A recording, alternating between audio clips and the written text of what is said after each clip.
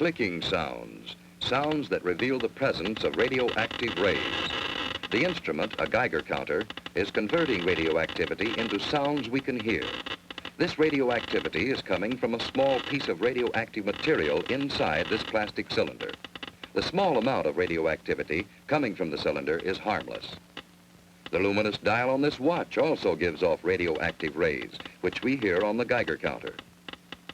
Even when there's no radioactive material near, the Geiger counter continues to click. This is caused by cosmic radiation that continually bombards us from outer space. But we don't get enough cosmic radiation to harm us.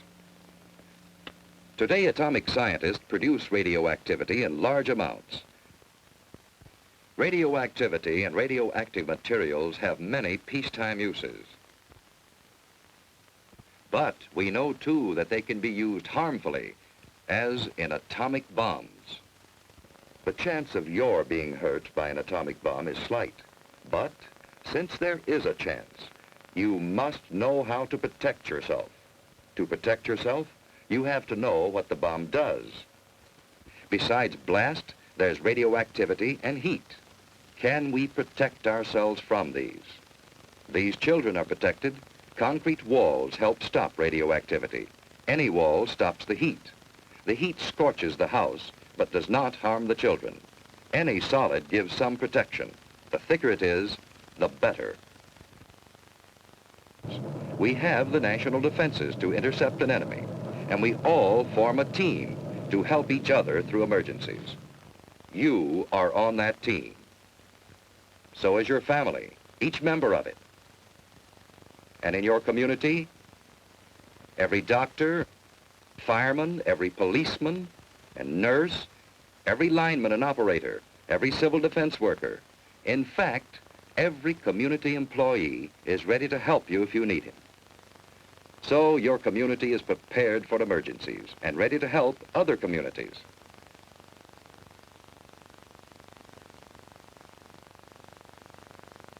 We have state and national headquarters for civil defense. And your city has a civil defense corps. We have a warning system and a system of defense. Yes, we have the equipment and the people for an effective team. But, like any team, it can win only when everyone knows his job and does it well. What is your job?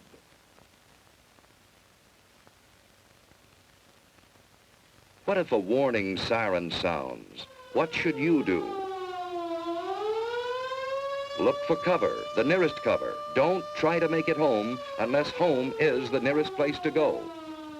Don't hesitate, find cover.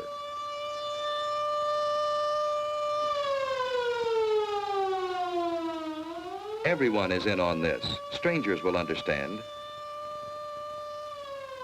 Finding shelter quickly may save your life. If you can't get into a house, get behind a wall or a steep embankment on the side away from the city. Civil defense teams will go into action immediately. If you're home, you've work to do. Hi, Susie. Everything's fine upstairs. How you doing here? Okay, I guess. That's good. We repeat, cover windows to protect against the possibility of broken glass, heat, and radioactivity. Turn off fires. If you are home and are not assigned to civil defense duties, go to your prepared shelter. Those who are in shopping centers, go to prepared shelters Fire in the immediately. kitchen's out. Now we'll go down the In basement. this practice alert, we are assuming that the attack will come on the waterfront area. See, it's just practice. All this rushing around for nothing. Now, there's just where you're wrong. We need this practice. Now, come on, let's do our job. That's good thinking. We all need practice. Here's a clean, well-prepared shelter in the basement. Ted and Sue have a battery radio, and they have soda ash and stirrup pump fire extinguishers. They have other emergency supplies, too. A flashlight, a well-equipped first aid kit with plenty of bandages, tape, and scissors. A Red Cross first aid book, a few cans of food, a good supply of water, blankets, and an electric lantern in reserve. You know, Susie, This stuff would come in handy on a camping trip. I'd a lot rather be on a camping trip. Say, what would we do if we didn't have a basement? At school, they told us we should be away from windows and behind double walls. You know, like an inside hall. Ted's right. If you live in an apartment house, you can't all go to the basement. Head for a shelter area. If none is marked for you, find cover away from windows and in a hallway if possible. Wait for the all clear. Be calm. If you're on the playground, run for shelter. If you're in the schoolyard, get into the building. Move quickly, but in good order. Inside, go to the shelter area you've been assigned. Take your place on the floor. Here's one good way to protect your eyes and neck in case of a bombing. Wait for the all clear. So far, you've been watching a practice drill. But what if there is a bombing that comes without warning? What is your job then? Find cover immediately. Don't look at the flash. Stretch out. In about 1 minute, the immediate danger is past. Then head for safer cover. Another bomb may fall. Get indoors if you can. Shed your outer garments. They may have radioactive particles on them. If you're home, take shelter and stay down for about 1 minute. By then, the danger from radioactivity, heat, and blast have passed. Protect your eyes and neck. Let's get things shut up. Sue found shelter under her bed.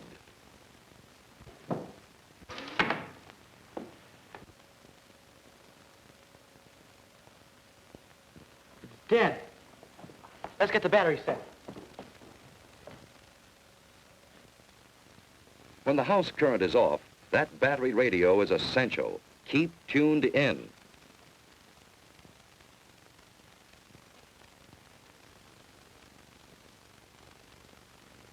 The airburst of 3:01 p.m. was zeroed on Union Station. Heavy damage extends from about 14th Street north to as far south as the waterfront. You know, we're lucky. That blast was miles Stay from there. under cover unless you have civil defense to... I've just been handed a bulletin. There's been an underwater burst at the waterfront. Water thrown up by the bomb is falling as mist and rain, and it is radioactive. Avoid this radioactive mist and rain. What does he mean which the by wind is blowing south from the radioactive river. mist? All According to what residents Dad give said, necessary the precautions. radioactivity gets into the mist and rain. And if the mist or rain gets on you, it's apt to make you very sick. What would you do about it? I'd scrub thoroughly with a detergent and water. What's a detergent? It's something like Mom uses when she washes dishes and clothes. Don't drink tap water. It may be contaminated. Ted and Sue are waiting for the all clear.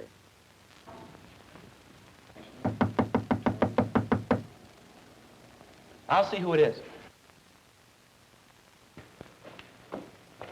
Hello, who's there? It's your block warden, Mr. Carlson. Come on in, Mr. Carlson. Hello, Ted. Hello. Ted, this is Mr. Franklin, our radiological monitor. He's here to check for any radioactivity. I saw your mother down the shopping center. She's fine.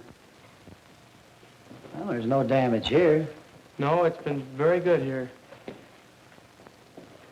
Hello, Sue. Say, have you seen my dad lately? He's down at headquarters, and boy, he's really busy. Yeah? Well, there's no radioactivity here. Say, Mr. Franklin, is that a pen on your coat there? Oh, no, that's a dosimeter. A dosimeter? What's a dosimeter? Well, it measures the amount of radioactivity that I've been exposed to. But this is the meter that I use to check with. Say, Mr. Carlson, is there anything I can do outside to help? No, Ted, everything is under control. You just stay here till the all-clear signal is given. You've done a good job. Thank you, Mr. Carlson. Bye, Sue. Bye. A good job. That's what everyone must do to be safe. Doing a good job means simply following the rules in an alert or an attack and waiting until all is clear again. In this early and troubled stage of the atomic age, our very lives may depend on always being alert.